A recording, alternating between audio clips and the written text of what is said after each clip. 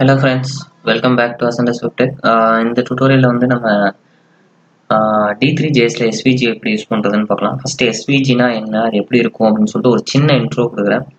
உங்களுக்கு SVG டெப்த்தாக தெரியணும் அப்படின்னு சொன்னால் நீங்கள் கமெண்ட்டில் கீழே மென்ஷன் பண்ணுங்கள். நான் தனியாக SVGக்கு தனி வீடியோ எடுக்கிறேன். இப்போதைக்கு நான் ஒரு சின்ன ஒரு சாம்பிள் நான் வந்து SVGயில் எழுதி காமிக்கிறேன். அதுக்கப்புறம் அந்த கிரியேட் பண்ண ஒரு SVGயை நம்ம D3JSல எப்படி கிரியேட் பண்ணுறதுன்றத நம்ம பார்க்கலாம். SVG அப்படிங்கிறது வந்து ஒரு டேகு. ஓகே, இதுதான் SVGயோட டேகு. இதில் வந்து நம்ம ஆட்ரிபியூட் வந்து சேர்க்கணும். என்னென்ன ஆட்ரிபியூட் சேர்க்கலாம் அப்படின்னா, ஹைட்டு வித்து, அந்த SVG வந்து எவ்வளோ ஹைட்டு எவ்வளோ வித்து வந்து நமக்கு இருக்கணும் அப்படிங்கிறத நம்ம இதில் மென்ஷன் பண்ணுவோம். ஹைட் ஈக்குவல் டு நான் வந்து ஒரு 500 px வந்து செட் பண்ணுறேன். ஓகே,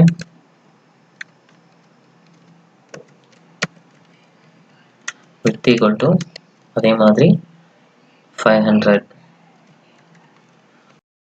இப்போ நான் வந்து ஒரு SVG எலிமெண்ட் வந்து நான் கிரியேட் பண்ணிட்டேன். இதை ரன் பண்ணி பார்க்கும்போது நம்மளுக்கு எந்த ஒரு ஆக்ஷனுமே நம்மளுக்கு தெரியாது.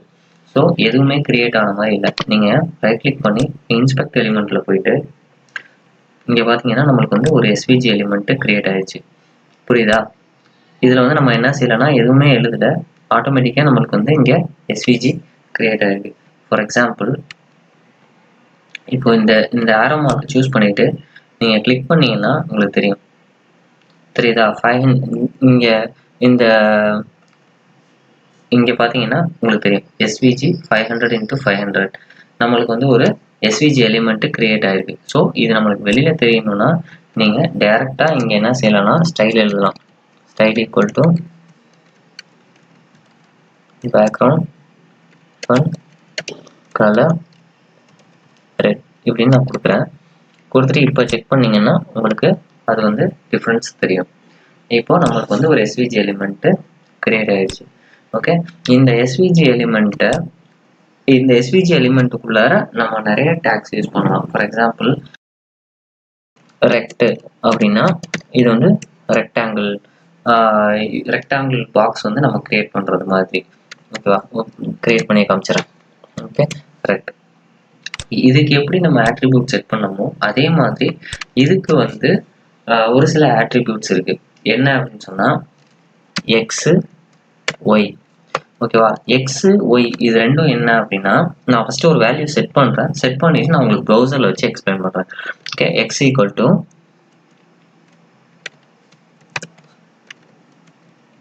அதே மாதிரி ஒய் ஈக்குவல் டு, இப்போ இது ரெண்டுத்துக்குமே நான் என்ன செய்றேன், 0ன்னு நான் செட் பண்ணியிருக்கேன். ஓகே, இப்போ 0ன்னு செட் பண்ணிட்டு இப்போ இதுக்கும் நான் அதே மாதிரி என்ன செஞ்சிடறேன்னா ஹைட் அண்ட் விட்த் செட் பண்ணிடுறேன். இப்போ இதுக்கு நான் என்ன செய்யறேன், 100 × 100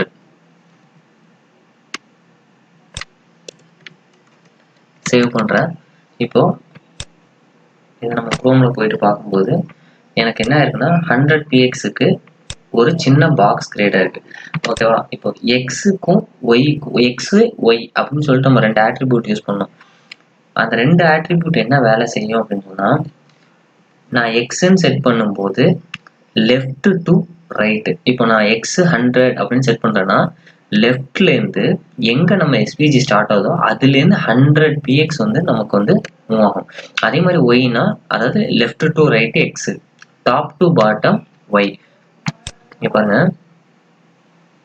இப்போ எக்ஸுக்கு வந்து நான் என்ன செய்யறேன்னா 100 அப்படின்னு நான் செட் பண்ணியிருக்கேன். ஓகே, இப்போ நான் என்ன செய்யறேன்னா மவுஸை இந்த கரெக்டாக அந்த எண்ட் இருக்கு பார்த்தீங்களா, ஏன்னா இதுதான் நம்ம 100 px செட் பண்ணோம். இப்போ இந்த பாக்ஸோட சைஸ் வந்து 100 px. இப்போ நான் வந்து எக்ஸை 100 px செட் பண்ணும்போது எனக்கு அந்த மவுஸ் எங்க இருக்கோ அந்த இடத்துல இருந்தா இப்போ ஸ்டார்ட் ஆகும். ஏன்னா நான் எக்ஸ்ல இருந்து 100 px நான் மூவ் பண்ணிருக்கேன். இப்போ ரீஃப்ரெஷ் பண்றேன், பாத்தீங்களா? இப்போ என்ன ஆயிடுச்சுன்னா நம்மளுக்கு எங்க மவுஸ் இருந்துச்சோ அதே இடத்துக்கு அந்த இடத்துல ஸ்டார்ட் ஆகுது. ஏன்னா 100 px வந்து எக்ஸ்ல இருந்து ஒய்க்கு நான் நகர்த்திருக்கேன். இப்போ அதே மாதிரி டாப் டு பாட்டம்னா என்ன, ஒய். இப்போ இதுக்கு நான் 100 செட் பண்றேன். செட் பண்ணிட்டு திருப்பி நான் மவுஸை கொண்டு போய் அதே மாதிரி நான் பாட்டம்ல வச்சிடறேன். இப்போ என்ன ஆகும்னா அதாவது டாப்ல இருந்து பாட்டம் எனக்கு 100 px வந்து செட் ஆகும். Control F5. பார்த்தீங்கன்னா டாப்லேருந்து வரும். இதே மாதிரி என்னன்னா நம்ம எக்ஸ்லேருந்து எக்ஸுங்கிறது வந்து லெஃப்ட் டு ரைட் மூவ் பண்ணுறதுக்கு, ஒய்ன்றது வந்து டாப்லேருந்து பாட்டம் நம்ம மூவ் பண்ணுறதுக்காக இந்த ஆட்ரிபியூட்டை நம்ம யூஸ் பண்ணுறோம். ஓகே, இதுலேயும் நம்ம வந்து கலர் சேஞ்ச் பண்ணுறதுனா நீங்கள் என்ன செஞ்சுக்கலாம், ஸ்டைல் எழுதி நீங்கள் கலர் சேஞ்ச் பண்ணிக்கலாம். ஓகே, இது வந்து ஒரு பேசிக். இது வந்து ரெக்டாங்கிள் மட்டும் கிடையாது, சர்க்கிள்னு இருக்கு, அதே மாதிரி லைன் இருக்கு, இந்த மாதிரி நிறைய இருக்கு.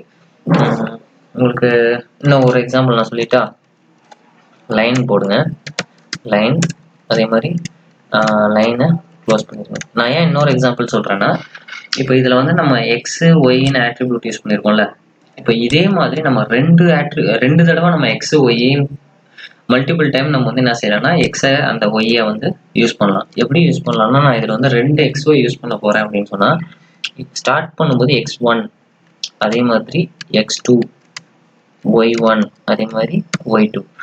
இப்போ இந்த மாதிரி நான் 4 வேல்யூ செட் பண்ணியும் நான் இதை வந்து மூவ் பண்ணலாம்.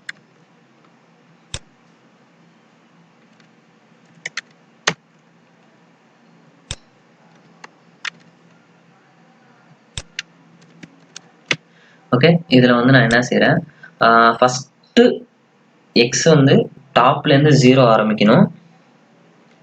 X2 வந்து எனக்கு என்ன ஆகணும்னா ஒரு 100 pxலேருந்து ஆரம்பிக்கணும். Y1 0, Y2 100. ஓகே, நான் இந்த லைனை வந்து கமெண்ட் பண்ணிக்கிறேன்.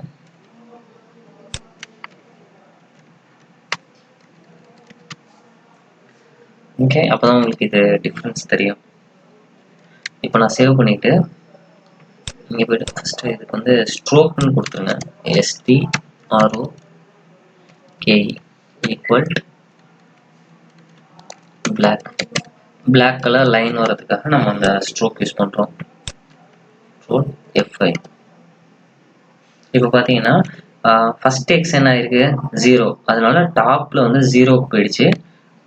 செகண்ட் எக்ஸ்னா எக்ஸ்ன்றது நம்ம லெஃப்ட்லேருந்து சொன்னோமா, செகண்ட் எக்ஸ் என்ன செஞ்சிருக்கு அப்படின்னா இங்கேருந்து இவ்வளோ தூரம் நகர்ந்துருக்கு. ஸோ அதுக்கு வந்து நம்ம செகண்ட் எக்ஸ் என்ன செஞ்சுருக்கோம் அப்படின்னு சொன்னால் 100 px செட் பண்ணியிருக்கோம். 100 px செட் பண்ணதுனால இங்கேருந்து இவ்வளோ தூரம் எனக்கு வந்து நகர்த்திருக்கு. இப்போ அதே மாதிரி பார்த்தீங்கன்னா Y1 வந்து 0, Y1 வந்து டாப்லேருந்து 0னாலும் நம்மளுக்கு இங்கே தான் ஆரம்பிக்கும். இப்போ அதே மாதிரி Y2க்கு வந்து என்ன ஆயிருக்கு அப்படின்னு சொன்னால் 100 px, அதே மாதிரி டாப்லேருந்து 100 px நம்மளுக்கு செட் ஆயிருக்கு.